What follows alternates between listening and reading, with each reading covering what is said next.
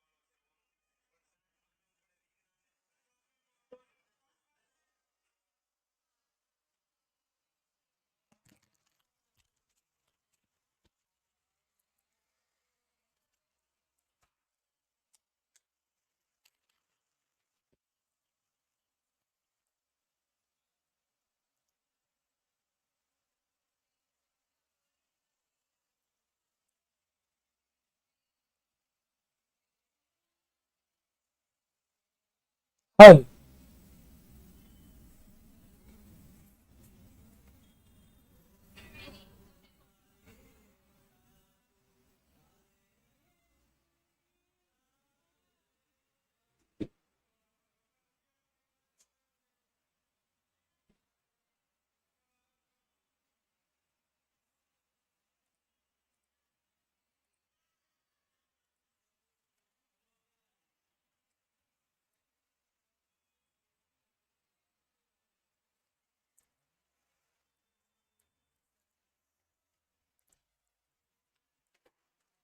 નમસ્કાર વિદ્યાર્થી મિત્રો, કેમ છો બધા? મજામાં? આપ સર્વ વિદ્યાર્થી મિત્રોનું વિદ્યાકુલના સરસ મજાના લાઈવ ક્લાસીસમાં હાર્દિક સ્વાગત કરવામાં આવે છે.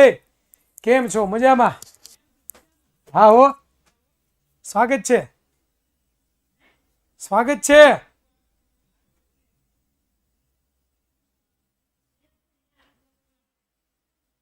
ચાલો ભણવા મળો સાનમુના. ચાલો, good morning, good evening, good afternoon, whatever you, when are you from? Okay, ચાલો. તો વિદ્યાર્થી મિત્રો, IMP બેચ 2024ની અંદર આપણે પ્રવેશ કરી ચૂક્યા છીએ અને આપણું ચોથું ચેપ્ટર ચાલી રહ્યું છે, એટલે કે પ્રકરણ નંબર 13 આપણું પર્યાવરણ. અને એ આપણા પર્યાવરણની અંદર આજનો આપણો છેલ્લો લેક્ચર છે કે જેની અંદર જે IMP પ્રશ્નો છે એ પ્રશ્નો વિશે આપણે આજે ચર્ચા કરીશું. અને ચર્ચા કર્યા પછી છે આપણું ચેપ્ટર આજના લેક્ચરમાં શું થવાનું છે તો કે પૂર્ણ થવાનું છે. તો બધા વિદ્યાર્થીઓ ફટાફટ જોડાઈ જાય તો આપણે લેક્ચરની શરૂઆત કરી દઈએ. વિદ્યાર્થી મિત્રો, IMP થિયરી આપણે ભણવાની છે. આજે મારે તમને લોકોને છે ને એ આટલા ટોપિકો ક્લિયર કરાવવાના છે. પહેલો જે ટોપિક છે એ ટોપિક આપણો કયો રહેશે તો કે આહાર જાળ, બરોબર.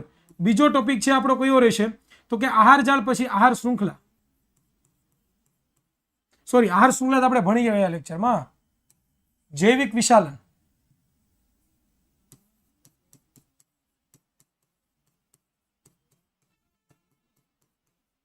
અને ત્યાર પછી આપણી રહેશે ઓઝોનનું નિર્માણ.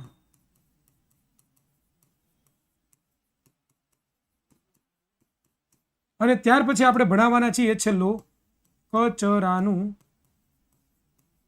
નિયમન. ઓકે, આટલા ટોપિકો વિશે આપણે આજના લેક્ચરમાં શું કરવાના છીએ તો કે ચર્ચા કરવાના છીએ. ઓકે, ચાલો તો વિદ્યાર્થી મિત્રો લેટ સ્ટાર્ટ કરીએ. પહેલા તો સમજાવો આહાર જાળ. તમને આવી રીતનો પ્રશ્ન પૂછાય પરીક્ષાની અંદર કે ભાઈ સમજાવો આહાર જાળ, અથવા તો ટૂંકનો આહાર જાળ, અથવા તો એવું કે ભાઈ આહાર જાળ વિશે વિસ્તૃતમાં સમજાવો. આવી રીતના પ્રશ્નો તમને લોકોને 2 અથવા તો 3 ગુણની અંદર પૂછવાની સંભાવના છે. બરોબર, આ 2 માંથી 3 ગુણમાં અથવા તો 2 ગુણની અંદર આ પ્રશ્ન પૂછાઈ શકવાની પૂરેપૂરી શું છે બેટા તો કે સંભાવનાઓ છે. તો આ પ્રશ્ન પૂછાય તો કેવી રીતના લખવું, કેમ લખવું, એ બધી વસ્તુ આપણે હવે સમજવાની છે. તો બધા ચાલો સમજીએ, 1 by 1 સમજતા જઈએ અને આપણો કોન્સેપ્ટ ક્લિયર કરતા જઈએ. ઓકે, ચાલો.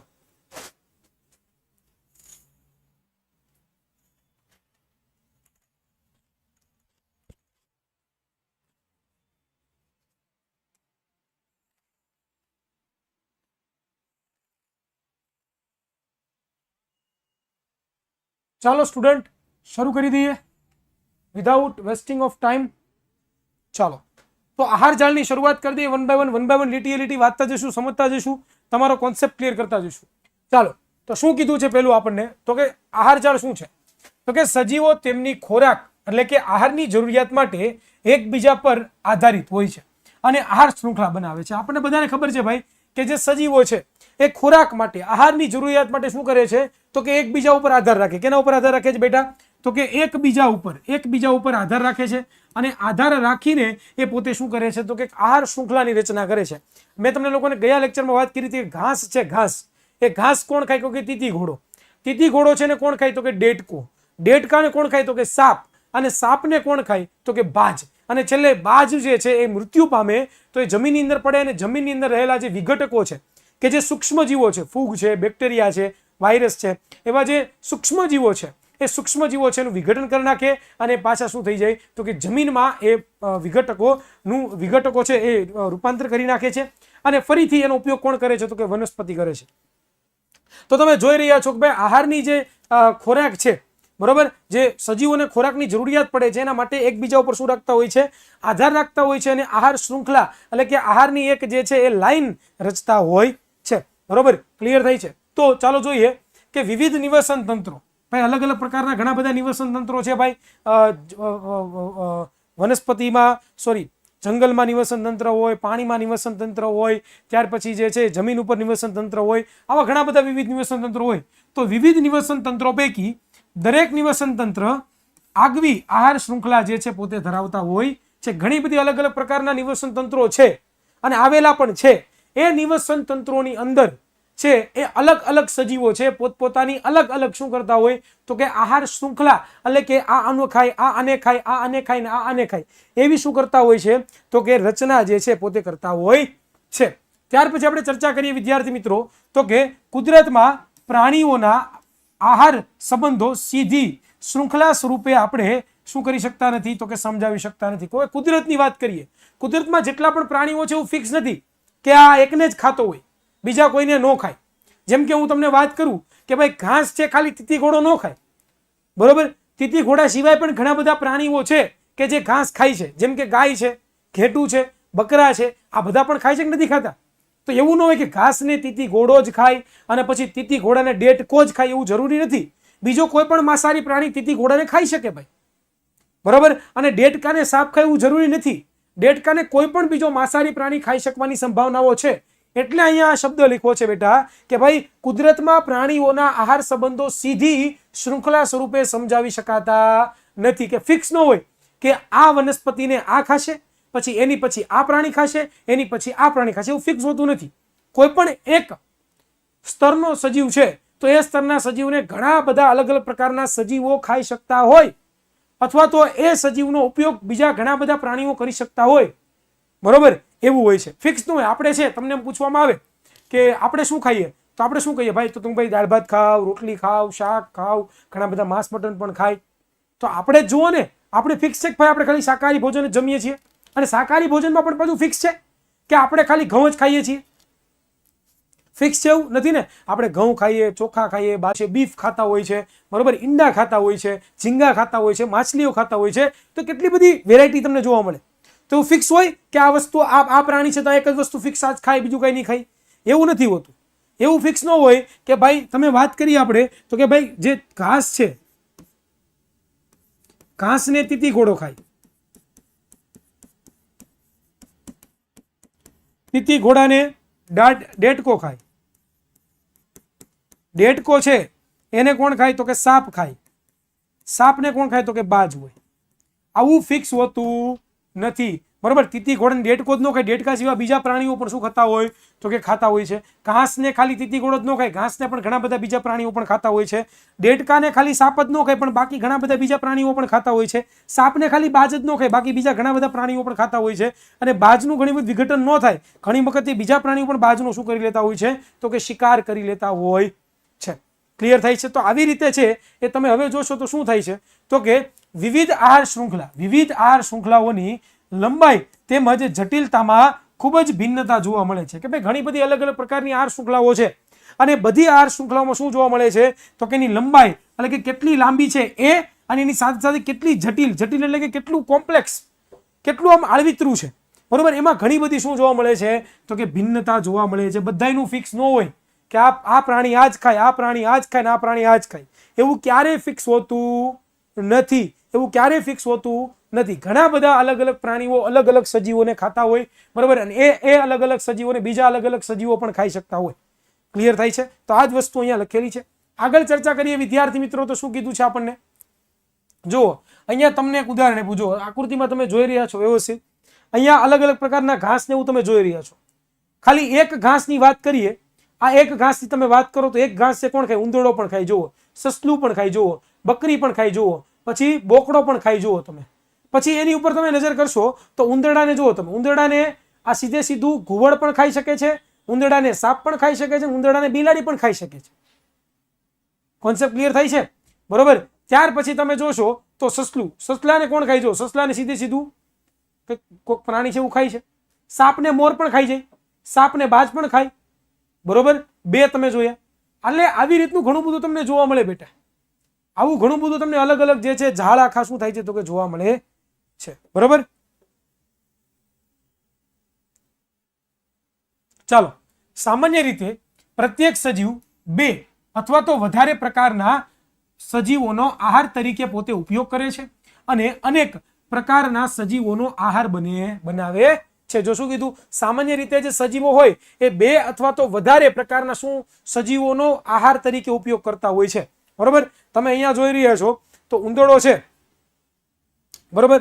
અહીંયા તમે જોશો તો આ ભાઈ સાપ છે, સાપ તમે જોશો, સાપ ડેટકો પણ ખાઈ જાય, ચકલીને પણ ખાઈ જાય અને ઉંદરડાને પણ ખાઈ જાય. તો જોયું તમે, સાપનું એકનું ખાલી આપણે ઉદાહરણ જોયું, સાપનું એકનું ઉદાહરણ આપણે જોયું તો સાપના ઉદાહરણમાં ડેટકો પણ સાપ ખાય છે, બરોબર. સાપ પછી ચકલીને પણ ખાઈ જાય છે અને સાથે સાથે ઉંદરડાને પણ ખાઈ જાય છે. તો તમે જુઓ કે ભાઈ એક પ્રાણી છે એના માટે બે કે તેથી વધારે પ્રકારના સજીવોના આહાર તરીકે ઉપયોગ કરે છે અને અનેક પ્રકારના સજીવોના આહાર બને છે. ઘણા બધા અલગ અલગ પ્રકારના છે પોતે શું કરે છે તો કે સજીવોનો પોતે આહાર બનતા હોય છે. ક્લિયર થયું અહીંયા સુધી આપણને? ચાલો આગળ ચર્ચા કરીએ.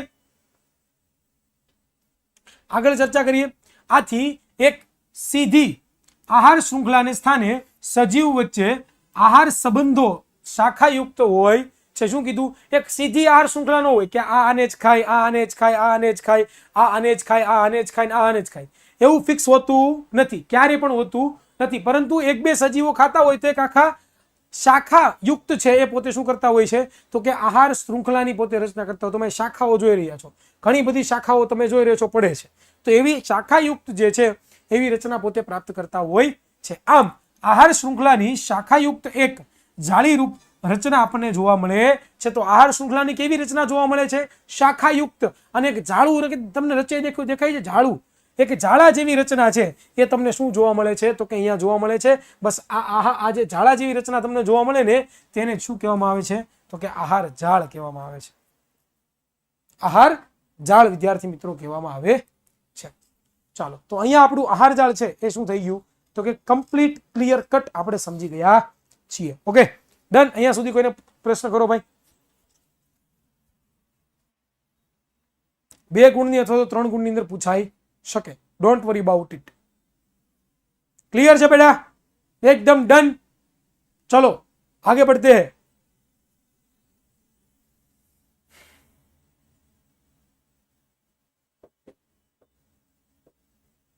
ચાલો હવે એની પછી આવે છે એનો પછીનો પ્રશ્ન, ટૂંકમાં સમજાવો જૈવિક વિશાલન. આ પણ મોસ્ટ ટાઈમ બી છે. ઘણી વખત 3 ગુણની અંદર. કેટલા ગુણની અંદર બેટા? તો કે ઘણી વખત 3 ગુણની અંદર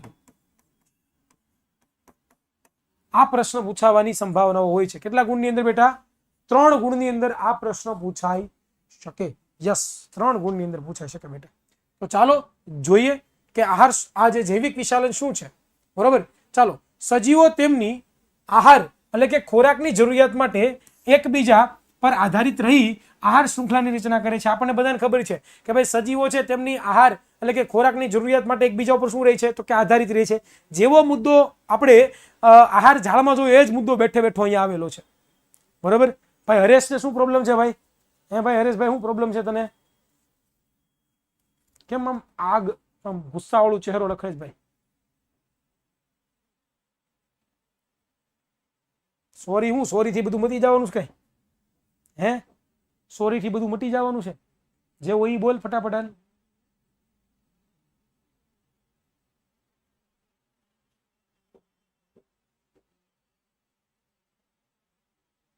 હા તો ખોટું પડે તો ભણને બેટા ખોટે ખોટી કોમેન્ટ કરતો. ચાલો તો આપણને એ વસ્તુની ખબર છે તો જોઈએ. ચાલો, આ આહાર શૃંખલા, કઈ શૃંખલા? તો કે આપણે જે કોઈ પણ સજીવ હોય એની આહાર શૃંખલા હોય.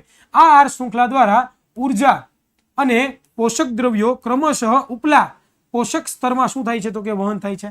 માની લો કે એક આહાર શૃંખલા છે, અહીંયા આપણે દોરીએ તો કે ઘાસ, પછી અહીંયા આવશે તીતી ઘોડો, અહીંયા આવશે દેડકો, અહીંયા આવશે સાપ, અહીંયા આવશે બાજ. ચાલો તમે જુઓ કે ભાઈ આ ઘાસ છે એ પોતે કેમાંથી પોષક તત્વો મેળવે? તો કે જમીનમાંથી મેળવે. જમીનમાંથી ઉર્જા મેળવે. એ ઉર્જા કેમાં જાય છે? તો કે જ્યારે ઘાસ તીતી ઘોડો ઘાસને ખાય ત્યારે ઘાસમાં રહેલી જે ઉર્જા છે, આ ઘાસમાં રહેલી જે ઉર્જા છે ક્યાં જાય છે? તીતી ઘોડામાં જાય છે. પછી તીતી ઘોડાને જ્યારે દેડકો ખાશે, બરોબર, ત્યારે જે ઉર્જા છે એ ઉર્જા ક્યાં જશે? તો કે દેડકામાં જશે. હવે જ્યારે સાપ છે એ સાપ દેડકાને ખાશે ત્યારે દેડકાની રહેલી જે ઉર્જા છે ક્યાં જશે? તો કે સાપમાં જશે. અને સાપને જ્યારે બાજ ખાશે ત્યારે સાપની ઉર્જા ક્યાં જશે? તો કે બાજમાં જવાની છે. એ અહીંયા લખેલું છે કે ભાઈ ક્રમશઃ ઉપલા પોષક સ્તરમાં. આ પહેલું પોષક સ્તર છે, આ બીજું પોષક સ્તર છે, આ ત્રીજા પોષક સ્તરો છે, આ ચોથા પોષક સ્તરો છે અને પાંચમા પોષક સ્તરો છે. તો આવા ઉપલા પોષક સ્તરમાં શું થાય છે? તો કે ઉર્જા છે ને એનું પોતે વહન થતું હોય છે, એવું આપણને જોવા મળે છે. જો નિવસન તંત્રના જૈવ ઘટકોમાં કોઈ જૈવ અવિઘટનીય પદાર્થ પ્રવેશ કરે, જો શું કીધું? કોઈ પણ નિવસન તંત્રના જૈવ ઘટકો એટલે કે જે વનસ્પતિઓ છે, પ્રાણીઓ છે, એ બધા જૈવ ઘટકો છે, એની અંદર જો કોઈ અજૈવિક ઘટક, અવિઘટનીય ઘટક એટલે કે જેનું વિઘટન આપણે કરી શકતા ન હોય એવા, જેનું વિઘટન પ્રાણીઓનું પાચન તંત્ર ન કરી શકતું હોય એવા ઘટકો જે છે એને શું કહેવામાં આવે છે? અવિઘટનીય. તો અવિઘટનીય પદાર્થો પ્રવેશ કરે તો ઉપલા પોષક સ્તરે તેની સાંદ્રતામાં ક્રમશઃ શું થાય છે? તો કે વધારો થતો હોય છે. માની લો કે આ ઘાસની અંદર ઘણા બધા ખાતરો ને એવું બધું રસાયણો છે, કેમિકલ, બરોબર, અને એ કેમિકલ વાળું ઘાસ કોણે ખાધું? તીતી ઘોડાએ ખાધું કે ન ખાધું? તો તીતી ઘોડામાં પણ શું આવશે? તો કે કેમિકલ આવશે. કેમિકલ કેવું છે? તો કે અવિઘટનીય છે.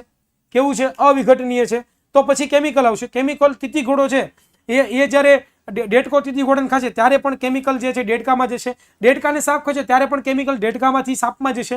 જ્યારે બાજ સાપને ખાશે ત્યારે સાપમાંથી જે આ કેમિકલ છે એ પોતે ક્યાં જશે? તો કે બાજમાં જશે. તો અહીંયા એ જૈવ વિઘટનીય કોઈ પણ પદાર્થ હોય એ પણ જ્યારે એક પોષક સ્તરમાંથી બીજા પોષક સ્તરમાં જાય એમ ક્રમશઃ શું થાય છે? તો કે વધતો જાય છે. અહીંયા ઉદાહરણ આપ્યું તમને, જુઓ કે ભાઈ કૃષિ વનસ્પતિઓના વિવિધ રોગ તેમજ કીટકોને બચાવવા માટે અનિયંત્રિત જંતુનાશક અથવા તો રસાયણોનો જે છે એ ઉપયોગ કરવામાં આવે છે. આપણને બધાને ખબર છે કે ભાઈ કૃષિ જે વનસ્પતિઓ હોય એમાં રહેલી જે ઘણી બધી, બરોબર, હવે તમે જોશો કે ભાઈ કૃષિ પેદાશો હોય, કૃષિ પેદાશોની અંદર રોગ આવે ઘણી બધી વખત, અને ઘણી બધી વખત કીટકો પણ આવે. એને દૂર કરવા માટે આપણે જંતુનાશક કોનો ઉપયોગ કરીએ? જંતુનાશક રસાયણોનો ઉપયોગ કરીએ. અને આ જે જંતુનાશક રસાયણો છે બેટા, એ જંતુનાશક રસાયણો છે એ વનસ્પતિમાં એમને એમ રહે. વનસ્પતિને જે પણ કોઈ ખાય એમાં એ જંતુનાશક દવાઓ આવે. એને વનસ્પતિને કોઈ પણ એ જે ખાધું છે પદાર્થ, એને બીજો કોઈ પદાર્થ ખાય તો એમાં એ જે શું જોવા મળે તમને? તો કે આ જે પદાર્થો છે તમને જોવા મળે છે. આ રસાયણો, કયા રસાયણો? તો કે આ રસાયણો ભૂમિ અને પાણીના જે છે સ્ત્રોતમાં ભળે છે, અને ભૂમિ અથવા તો પાણીમાંથી તેઓ વનસ્પતિના શરીરમાં અને ત્યાંથી તૃણાહારીઓમાં, માંસાહારીઓમાં આ શરીરમાં શું થાય છે? તો કે પ્રવેશ કરે છે. અને આ રસાયણો જૈવ અવિઘટનીય હોવાથી તેઓ પ્રત્યેક પોષક સ્તરમાં વધારો સંગ્રહ પામતા જાય છે, અને જેને આપણે જૈવિક વિશાલન કહીએ છીએ. શું કીધું? તો કે ભાઈ જે આ રસાયણો છે, જે આપણે ઉપયોગ કર્યો જંતુનાશક રસાયણો, એ ક્યાં આવ્યું? તો કે ભૂમિમાં અને પાણીમાં ગયું. ભૂમિમાંથી પાણી, અને જે ભૂમિ છે એનો ઉપયોગ કોણે કર્યો? વનસ્પતિએ કર્યો. વનસ્પતિના શરીરમાંથી ક્યાં ગયું બેટા? તો કે ભાઈ તૃણાહારીઓમાં ગયું. તૃણાહારીમાંથી કેમાં ગયું બેટા? તો કે માંસાહારીમાં ગયું બેટા. અને માંસાહારીમાં જાય છે. અને એવી રીતે આ જે રસાયણો છે એ જે જૈવ અવિઘટનીય છે એ હોવાથી એ પ્રત્યેક પોષક સ્તરમાં, એટલે કે બધા, એટલે કે વનસ્પતિમાંથી તૃણાહારી, માંસાહારી, એવી રીતે પ્રત્યેક પોષક સ્તરમાં વધારામાં વધારે સંગ્રહ પામતા જાય છે, અને જેને આપણે શું કહીએ છીએ? તો કે જૈવિક વિશાલન કહીએ છીએ. શું કહીએ છીએ? જૈવિક વિશાલન કહેવામાં આવે છે. તો આવી રીતે આખું શું થાય છે? તો કે ભાઈ જે નકામો કચરો છે, કે જે આપણો શરીર પોતે એનું પાચન કરી શકતું નથી, એ શરીર જે છે કે જે આપણા શરીર માટે કાંઈ પણ કામનો નથી, એવો પદાર્થ સતત ને સતત આપણા શરીરમાં શું થાય? તો કે સંગ્રહ થતો જાય, અને આપણા શરીરમાં એ જૈવિક અવિઘટનીય પદાર્થનો વધારો થતો જાય છે. અને આ જે ઘટના તમને જોવા મળી એને આપણે શું કહીએ છીએ? તો કે જૈવ વિઘટનીય ઘટના. શું કહીએ છીએ? જૈવ વિઘટનીય ઘટના જે છે વિદ્યાર્થી મિત્રો કહેવામાં આવતી હોય છે. તો ચાલો અહીંયા સુધી તમને કઈ પ્રશ્ન હોય તો પૂછી લો. ચાલો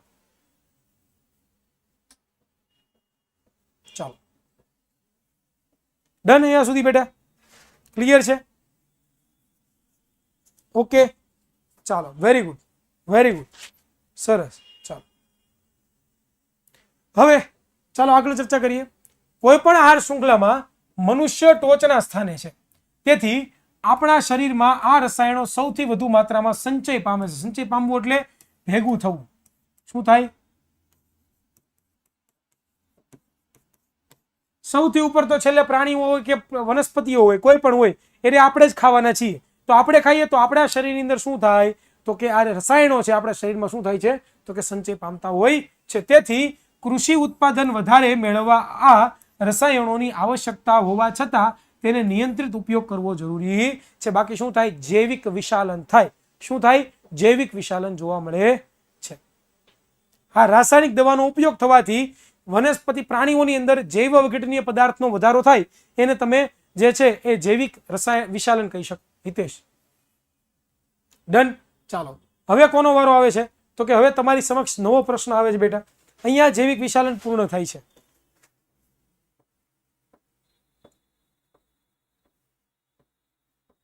ચાલો અહીંયા છે જૈવિક વિશાલન શું થાય છે? તો કે પૂર્ણ થાય છે. ચાલો તો હવે શું આવશે? નવો પ્રશ્ન જે બહુ મોસ્ટ ઇમ્પોર્ટન્ટ છે. ઘણી વખત 3 ગુણમાં, કેટલામાં? 3 ગુણમાં પ્રશ્ન ઘણી વખત પૂછાય છે, ઘણી બધી વખત પૂછાય છે. તો ચાલો જોઈએ. તો કે ઓઝોન કેવી રીતે નિર્માણ પામે છે, અને ઓઝોન સ્તરની અગત્ય જણાવો. ઓઝોન સ્તર કેવી રીતે નિર્માણ પામે, કેવી રીતના બને છે, અને એનું અગત્યતા શું છે એના વિશે આપણે ચર્ચા કરવાના છીએ. યસ, કહી શકાય. ધવલ બેટા કહી શકાય. હા, તમે તમારી મૌલિક ભાષામાં લખો તો ચાલે, પણ એમાં ધ્યાન ખાસ એ રાખવાનું છે કે આપણે જે વસ્તુ ટેક્સ્ટ બુકમાં શબ્દો વાપર્યા છે શબ્દો વાપરવા. હા, આપણે જેમ આડેધડ ન લખવું. સમજાણું? ચાલો હવે કોઈને પ્રશ્ન કરો ભાઈ? તો આગળ વધીએ.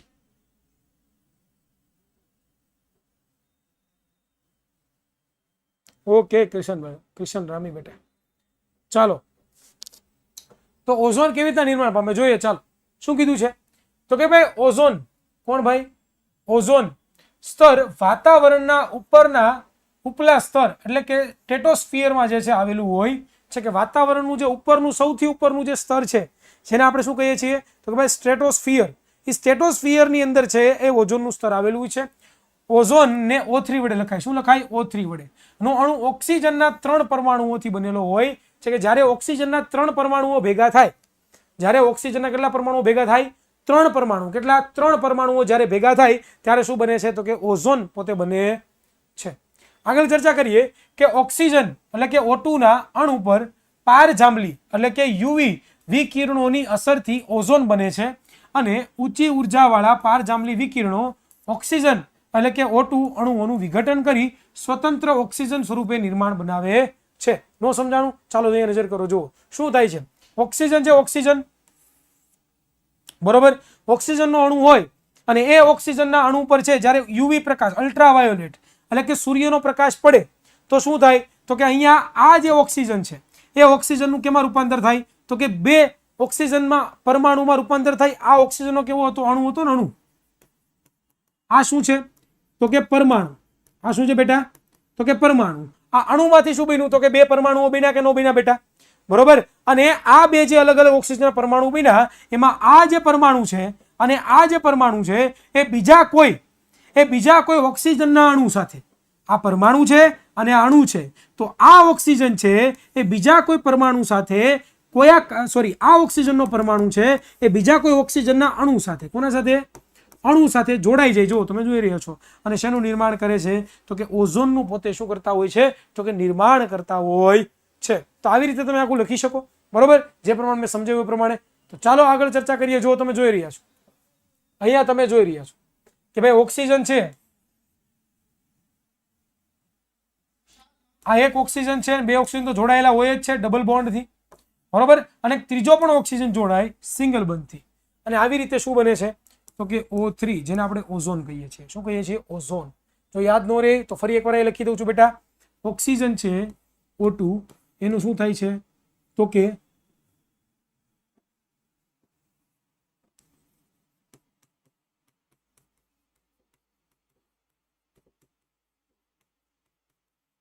જે ઓક્સિજનનો અણુ છે O2 એનું શું થાય છે તો કે ભાઈ યુવી કિરણો દ્વારા O2 છે એમાંથી OO પરમાણુ રિલીઝ થાય છે, અને આ જે O પરમાણુ છે એ બીજા કોઈ ઓક્સિજન સાથે જોડાઈને O3 બનાવે છે. અને પ્રકાશ વિભંજન કહેવામાં આવે છે. ડન.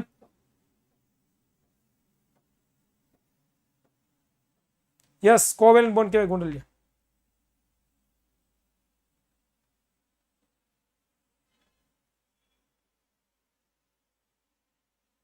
ચાલો આગળ ચર્ચા કરીએ બેટા. આ ચેપ્ટર છે ને આખું થિયરિકલ ચેપ્ટર છે, એટલે ઘણી વખત બોર થઈ જઈએ આપણે કે ભાઈ આમાં કઈ છે તો નહીં, કંટ્રોલ આવે છે એવું થાય ઘણી બધી વખત. કારણ કે આ ચેપ્ટર આખું થિયરિટિકલ ચેપ્ટર છે અને આખું ચેપ્ટર વાંચીને આપણે તૈયાર કરવું પડે. એમને ઉપર છેલ્લી માહિતી સાથે આપણે તૈયાર ન કરી શકીએ. શું કામ તો કે જો ઉપર છેલ્લી માહિતી સાથે તમે તૈયાર કરો તમને ભૂલાઈ જાય. એટલે એકવાર તમે આખા કન્સેપ્ટ જો ક્લિયર કર્યા હોય, બરોબર, એક એક વસ્તુ તમે જો સમજેલા હો તો પછી તમને આ પ્રશ્ન ભાવ કરવામાં એક પણ પ્રકારની વાર લાગે નહીં. ક્લિયર થયું? બરોબર. એટલે કંટાળતા નહીં. મને ખબર છે તમને કંટાળો આવશે, બરોબર, પણ સમજવું તો પડશે ને ભાઈ. સૌથી વધારે ભણવામાં આપણને કંટાળો આવે.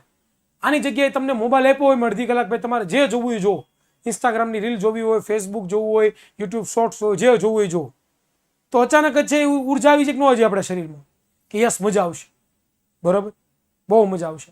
તો એવી ભણવાનો ઉત્સાહ એવો આમાં પણ રાખવાનો છે આપણે, કે જેનાથી તમે ભણશો તો તમને ઘણું બધું મળશે ભવિષ્યની અંદર. એવો ઉત્સાહ રાખીએ ને તો તમે ભણી શકો, તો કંટાળો ન આવે.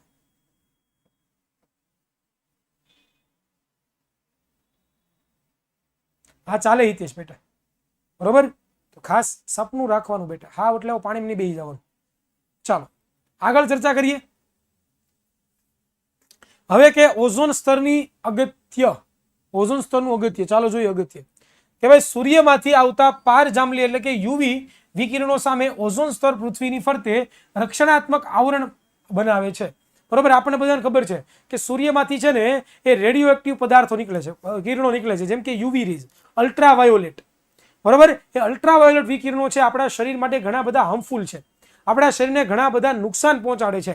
કે જ્યારે પણ એ કિરણો આપણા શરીર ઉપર પડે, આપણા શરીરની ચામડી ઉપર પડે, તો આપણને ચામડી જેવા કેન્સરો પણ થઈ શકે છે.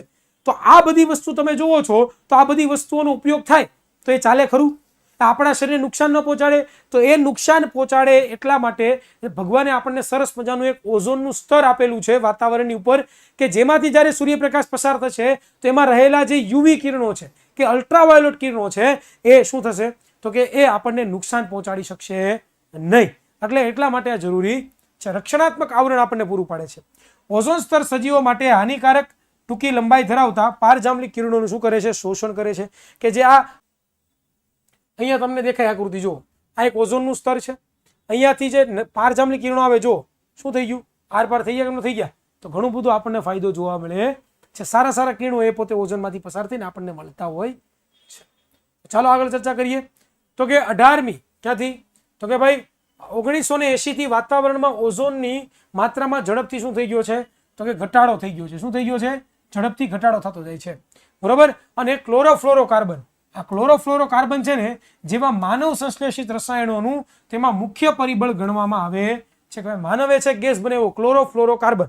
આપણને બધાને ખબર છે ક્લોરોફ્લોરોકાર્બનનો ઉપયોગ ક્યાં થાય? તો કે રેફ્રિજરેટર, ફ્રીજ છે, એર કન્ડિશનર છે, આ બધી જગ્યાએ ક્લોરોફ્લોરોકાર્બનનો ઉપયોગ થતો હોય છે. અને એ માનવ સંશ્લેષિત રસાયણ છે. માનવ સંશ્લેષિત રસાયણ એટલે કે માનવો દ્વારા બનાવવામાં આવેલું રસાયણ છે. અને એનો ઉપયોગ જો આપણે કરીએ તો મને જરૂરથી લાગે છે કે આપણને ઘણું બધું નુકસાન થઈ શકે અને થઈ શકે. એટલે કે ઓઝોનના સ્તરમાં જે ઘટાડો થાય છે ને, એ કોના કારણે થાય છે? તો કે ક્લોરોફ્લોરોકાર્બન CFC છે એના કારણે તમને જે છે શું જોવા મળતું હોય છે?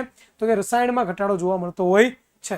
CFC નો ઉપયોગ શીતક તરીકે તેમજ અગ્નિશામક તરીકે જે કરવામાં આવતું. શીતક તરીકે એટલે ઠંડક પૂરી પાડવા માટે. ક્યાં? ઠંડક પૂરી પાડવા માટે. અને અગ્નિશામક તરીકે એટલે કે અગ્નિ જે છે એને બુઝાવવા માટે પણ આનો ઉપયોગ થતો હોય છે. આગળ ચર્ચા કરીએ તો કે 1987માં સંયુક્ત રાષ્ટ્ર પર્યાવરણ કાર્યક્રમ એટલે કે UNEP, United National Environmental Programme, આ બહુ મોસ્ટ ટાઈમ છે ભાઈ. પરીક્ષામાં ઘણી બધી વખત આનું ફૂલ ફોર્મ પૂછાય છે, હેતુલક્ષીમાં પૂછાઈ જાય. બરોબર. આ યુનાઇટેડ નેશનલ એન્વાયરમેન્ટલ પ્રોગ્રામમાં જે છે એ શું થયું? તો કે સર્વાનુમતે એટલે કે બધાના મત અનુસાર કરાર કરવામાં આવ્યો કે હવે CFC ના ઉત્પાદનને 1986 ના સ્તર પર હવે સીમિત રાખવામાં આવે. કે ભાઈ જે એન્વાયરમેન્ટલ પ્રોગ્રામ છે, બરોબર, યુનાઇટેડ નેશન એન્વાયરમેન્ટલ પ્રોગ્રામ, એ બધા જે વૈજ્ઞાનિકો હતા એને શું કર્યું? તો કે બધા છે એ બધાએ નક્કી કર્યું ભાઈ હવે આપણે છે ક્લોરોફ્લોરોકાર્બન બનાવીશું નહીં, જેનાથી આપણા ઓઝોનનું જે સ્તર છે નુકસાન ન થાય. અને ઓઝોનના સ્તરને જો નુકસાન થશે તો આપણને જ અંતે નુકસાન થવાનું છે. તો કે ભાઈ ક્ષણિક સુખ માટે આપણે શું કામ આવું કરવું જોઈએ? ભાઈ ક્ષણિક સુખ માટે શું કામ આપણે આવું કરવું જોઈએ? તો એટલા માટે પછી શું થયું? તો કે રોક લગાડી દેવામાં આવેલો છે. અને હવે આપણે HFC વાપરીએ છીએ. બરોબર. કયો વાયુ? HFC. તો હવે રેફ્રિજરેટર બનાવવાની વિશ્વની પ્રત્યેક કંપનીઓમાં CFC મુક્ત રેફ્રિજરેટર બનાવવાનું શું કરી દીધું છે? ફરજિયાત કરવામાં આવેલું છે કે ભાઈ રેફ્રિજરેટર બનાવો પણ CFC નો ઉપયોગ તમારે હવે કરવાનો નથી. CFC ની જગ્યાએ તમે બીજા કોઈ પણ છે સીમિત એટલે કે રોકી દેવું. ભાઈ બસ હવે અહીંયા સુધી બહુ થઈ ગયો ભાઈ, હવે આગળ નહીં એમ. ક્લિયર? ચાલો, તો આવી રીતે જે છે કરવામાં આવેલું હોય છે. ચાલો હવે આપણે આ ચેપ્ટરનો છેલ્લો ટોપિક છે કે ભાઈ નકામા કચરાના પ્રકારો સમજણાવો. નકામો કચરો ભાઈ, નકામા કચરાના પ્રકાર કેટલા છે? તો કે નકામા કચરાના 2 પ્રકારો છે. તમે જોશો ને તો કે નકામા કચરાને 2 રીતે આપણે વર્ગીકૃત કરી શકીએ. પહેલું નામ છે ઘન કચરો. ઘન કચરો કોને કહેવાય? તો કે રસોડાના કચરામાં શાકભાજી, ફળ, છાલ, હાડકા વગેરે. આ ઉપરાંત ધાતુ કચરો, કાચ, પ્લાસ્ટિક, પોલિથીનનો પણ ઘન કચરામાં શું થાય છે? તો કે સમાવેશ થાય છે. તો આ ઘન કચરામાં સમાવેશ થાય, આ બધી વસ્તુ આપણે જોઈએ છીએ. બરોબર. ત્યાર પછી પ્રવાહી કચરો ભાઈ. તો કે ભાઈ ઘન કચરાની સરખામણીએ પ્રવાહી કચરાનું વ્યવસ્થાપન અને તેની હેરફેર સરળતાથી થાય છે. બરોબર. તો આવી રીતે ઘન કચરો, પ્રવાહી કચરો. પછી વિઘટનના આધારે કચરાના 2 પ્રકાર પાડવામાં આવ્યા છે. એક તો નામ છે જૈવ વિઘટનીય કચરો. કે ભાઈ વિઘટકો 2 પ્રકારના કચરા આપણે જોયો, એક તો ઘન અને પ્રવાહી. ઘન કચરામાં આપણને બધાને ખબર છે કાચ છે, પ્લાસ્ટિક છે, લોખંડ છે, બરોબર. પછી જે ઘરમાં જે છાલ છે બટેકાની જે છે, પછી શાકભાજીની છાલો હોય, શાકભાજી હોય, એ બધો ઘન કચરામાં આવે. પ્રવાહી કચરામાં જે છે આપણે જે ગટર લાઇનમાં હોય છે, આપણે જે આપણું મળ છે, બરોબર, આપણું યુરિન છે, બધા પ્રાણીઓનું યુરિન છે, ગટરનો જે કચરો છે, એઠવાડો છે, આ બધી વસ્તુ છે બેટા હાડકામાં કઈ રીતે આવી શકે એની પાછળનું કારણ એક જ છે કે ભાઈ જે લોકો માંસાહારી પ્રાણીઓ હોય, જે માંસ ખાતા હોય, એ પોતે હાડકા ન ખાઈ શકે, બરાબર. એ ખાલી ઉપરનું જે માંસ હોય એ જ ખાઈ શકે. તો માંસ સાથે ચોટેલા જે હાડકું છે, હાડકાનો ઉપયોગ કરતા નથી, તો એ હાડકું ફેંકી દેવાનું થાય. ઓકે, આવા માટે, બરાબર. તો આવી રીતે થઈ ગયું. પછી આવે છે વિઘટનના આધારે કચરાના બે પ્રકારો, કે ભાઈ અમુક કચરાનું વિઘટન થઈ જાય કે જૈવ વિઘટનીય કચરો કહેવાય. કોણ કરે વિઘટન? વિઘટન તો કે વિઘટકો જે આવેલા છે, સૂક્ષ્મ જીવો જે આવેલા છે, જીવાણુઓ છે, જે મૃત્યોપજીવીઓ છે, એ બધા શું કરી શકતા હોય? તો કે વિઘટન કરી શકતા હોય. એને શું કહેવામાં આવે છે? જૈવ વિઘટનીય કચરો. તો જો અહીંયા લખ્યું છે કે ભાઈ જે કચરો કયો કચરો? તો કે ભાઈ જે કચરો જૈવિક પ્રક્રિયા એટલે કે જીવાણુ કે મૃતોપજીવીઓ દ્વારા વિઘટન થઈ શકાય તેવા કચરાને શું કહેવામાં આવે છે? જૈવ વિઘટનીય કચરો. કે ભાઈ જે કચરાનું શું કરવામાં આવતું હોય? તો કે ભાઈ જૈવિક એટલે કે જીવાણુઓ અને મૃતોપજીવીઓ એટલે શું?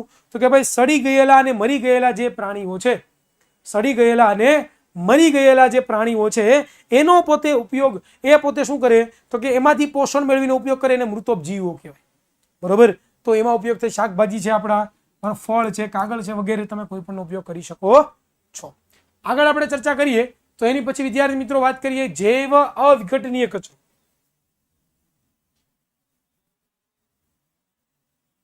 હા, જૈવ અવિઘટનીયમાં બેટા પટેલ અલગ આવે. ચાલો જોઈએ.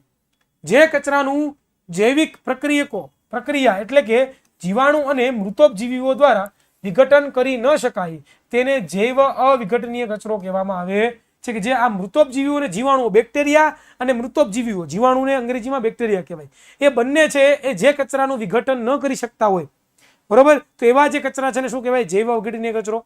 આ પદાર્થો પર તાપમાન, દબાણની અસર થાય છે, પરંતુ તે લાંબો સમય પર્યાવરણમાં મૂળ સ્વરૂપમાં જ રહે છે. જો શું કીધું બેટા? આ પદાર્થો પર શું થાય છે? તો કે તાપમાન અને દબાણની અસર જોવા મળે જ બેટા, પરંતુ તે લાંબા સમય પર્યાવરણમાં શું કરે છે? તો કે મૂળ સ્વરૂપમાં જ રહે છે. જેમ કે કાચ, પછી પ્લાસ્ટિક, પોલિથીન અને ધાતુ. આ બધી વસ્તુઓનો શું થતો હોય છે? તો કે ઉપયોગ થતો હોય છે. ક્લિયર થયું? તો અહીંયા છે એ આપણે આપણા બધા જે ના સમજાણું, શું નો સમજાણું સોલંકી બેટા? શું નો સમજાણું સોલંકી બેટા? ચાલો પૂછી લો, શું સમજાણું હોય સોલંકી?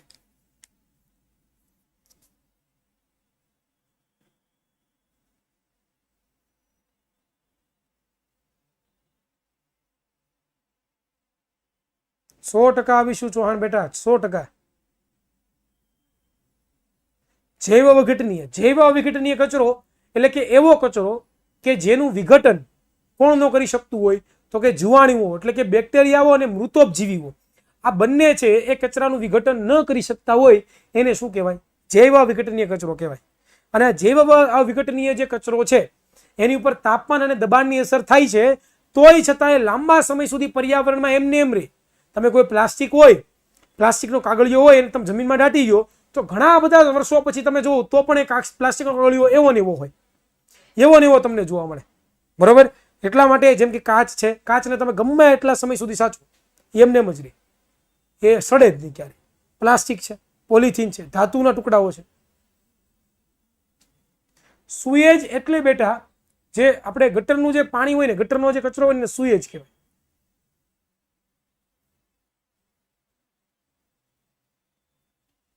હા, CFC ગેસ જ છે.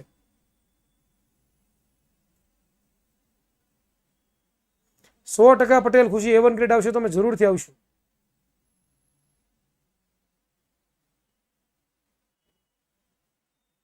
હા યામિની બેટા, પોલિથીન છે એક પ્રકારનું પ્લાસ્ટિકનો એક પ્રકાર જ છે બેટા. પોલિથીનની કોથળીઓ આવે ને, પાતળું પ્લાસ્ટિક, હાવ પાતળું પ્લાસ્ટિક, કાળા કલરના જબલા આપણે વાપરીએ, બસ એમાં પોલિથીન હોય.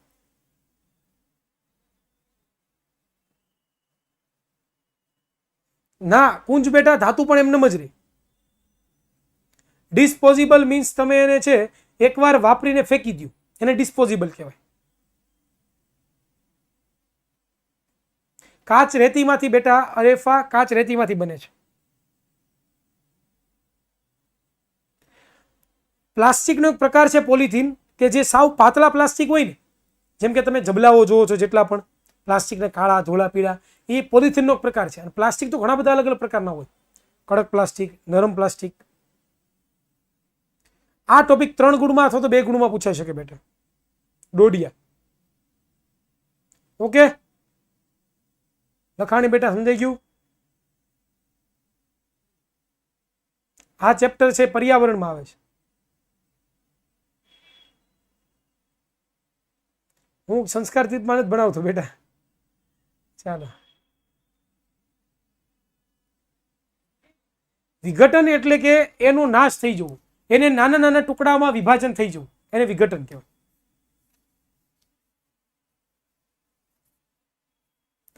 તમને લોકોને ગ્રુપની અંદર, ધવલ બેટા, ગ્રુપની અંદર તમને છે પેપર મૂકવામાં આવશે આપણા વોટ્સએપ ગ્રુપની અંદર. તો એ ગ્રુપની અંદર તમે પેપર મૂકીશું, બરોબર. અને પછી તમારે તમારી સ્વપ્રામાણિકતાથી પેપર મોઢે જાતે લખવાનું છે, અને લખાઈ જાય સ્વપ્રામાણિક રીતે મોઢે. પછી હું 5 વાગ્યાનું સોલ્યુશન મૂકીશ, તો તમારી જાતે પછી એને ચેક કરી લેવાનું, બરોબર ને. જ્યારે હું તમને પૂછું કેટલા માર્ક્સ આવ્યા તમારે, ત્યારે મને જણાવો કે મારે એટલા માર્ક્સ આવ્યા. ક્લિયર?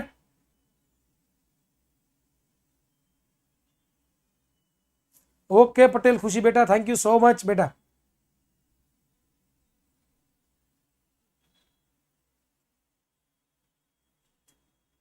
યસ, સાયન્સની બુકમાં ઘણું બધું ગોંડલીએ બેટા, ઘણું બધું ઇઝી લખેલું છે, તમને ઘણું બધું કામ લાગશે.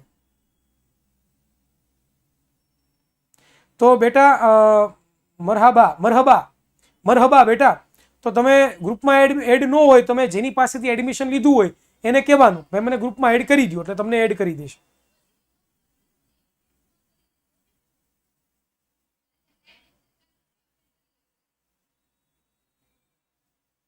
Okay Yuvraj, happy birthday to you બેટા, હેપી બર્થડે દીકરા. ઓકે, શું ક્યારે આવશે હિતેશ રાજપૂત બેટા?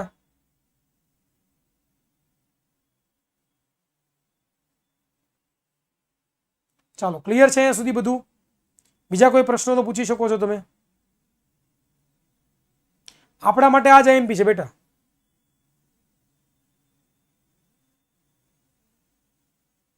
હા હા લક્ષ્મી બેટા.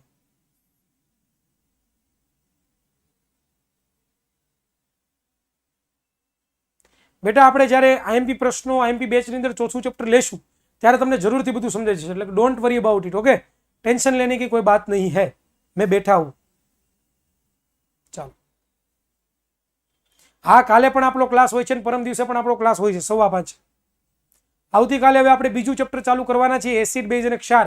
એમાંથી કેવા કેવા એમપી પ્રશ્નો પૂછાઈ શકે એના વિશે ડિટેલમાં ચર્ચા કરીશું. એક એક મુદ્દો, એક એક લીટી વાંચી વાંચીને તમને સમજાવીશ કે પરીક્ષામાં તમને બધું સમજાયેલું હોય, તમે તમારી રીતે પણ લખી શકો. ઓકે, પેપર વોટ્સએપ ગ્રુપમાં સન્ડે આવી જશે. સન્ડે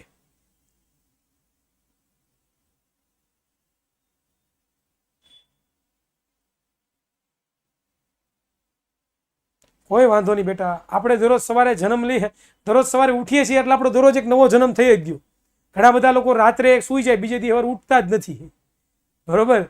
તો આપણે એમ માનવાનું કે ભાઈ એનો આજે સવાર ઉઠી ગયો એટલે એનો જન્મદિવસ છે. ચાલો સર, ઇલેક્ટ્રોન ગુમાવે તો ઓક્સિડેશન કહેવાય? યસ, કહી શકીએ. પણ એ વસ્તુ અત્યારે તમારે ભણવાની જરૂર નથી. તમારી ચોપડીમાં ક્યાંય એવું આપ્યું નથી. આ તો નવનીતમાંથી તમે જોયું હોય એટલે તમને એવું લાગે કે આવું પૂછાય પરીક્ષામાં, એવું ન પૂછાય, બરોબર. ઓકે હેત બેટા.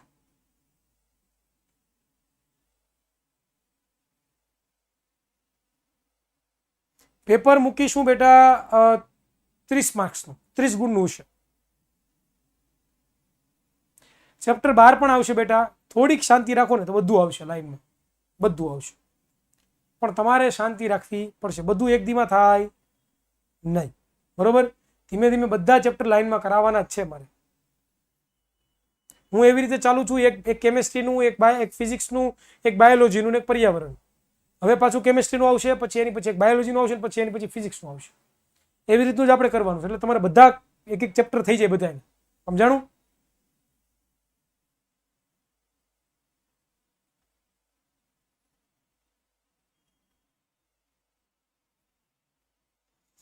ઓકે, હું સુરતનો છું બેટા. ચાલો, બીજો કોઈ પ્રશ્ન? હા, પેજનું પણ બેટા વિઘટન થાય.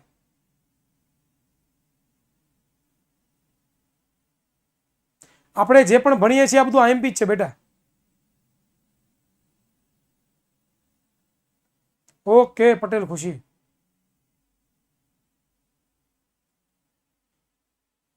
એ સતત ને સતત હિતેશ બેટા ચાલુ જ રહેવાનું છે. Okay Kishan, Vidyakul is best, thank you so much. સુરતમાં રહીએ, બીજે ક્યાં રહીએ?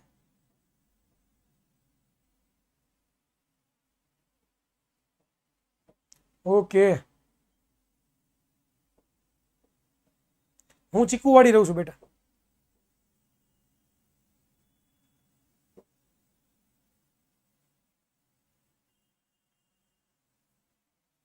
ચાલો, નાના વરાસા ચીકુવાડી હો બેટા.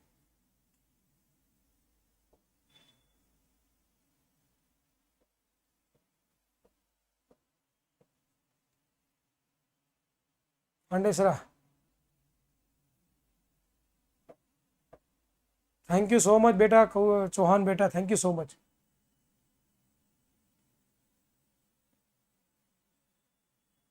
ઓકે કુંજ બેટા,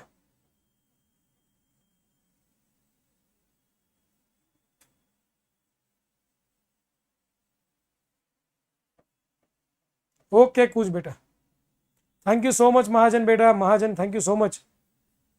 ઓકે, તો આજના લેક્ચરમાં આપણે અહીંયા સુધી રાખીએ. આવનારા ક્લાસમાં છે બધા ડીપીપીમાં હોમવર્ક ચેક કરી લેવાનું છે.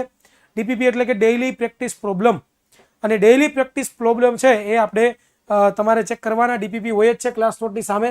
અને આવનારો ક્લાસ છે એમાં આપણે ચેપ્ટર કયું જોવાનું છે, તો કે આપણે આવનારા ક્લાસમાં આપણે ચેપ્ટર નંબર આપણું 2, જેનું નામ છે એસિડ, બેઝ અને ક્ષાર. ઓકે, આના વિશે આપણે ડિટેલમાં ચર્ચા કરવાના છીએ. તો બેટા થેન્ક યુ સો મચ. મળીશું કોઈ નવા લેક્ચરમાં. ત્યાં સુધી સર્વને જય હિન્દ, જય ભારત, ભારત માતા કી જય. Tata bye bye, C you.